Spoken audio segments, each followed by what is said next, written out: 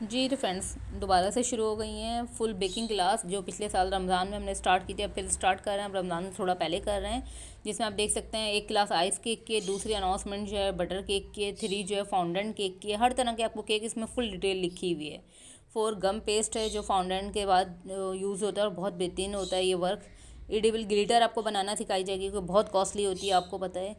Edible less आपको बनाना सिखाई जाएगी, जो कि आप अपनी पसंद से डिफरेंट स्टाइल में बना के अपने केक को बहुत ब्यूटीफुल कर सकते हैं। और स्प्रिंकल बनाना सिखाए जाएंगे, जो कि आपको पता है बहुत कॉस्टली मिलते हैं। हर तरह के स्प्रिंकल बनाना सिखाए जा रहे हैं, बहुत स्टाइल के, सब डिटेल इसमें लिख दी गई हैं। चीज़ बनाना सिखाई जा रही है, पिज़्ज़ा बनाना सिखाया जा रहा है, और पिज़्ज़ा भी डिफरेंट डिफरेंट स्टाइल में।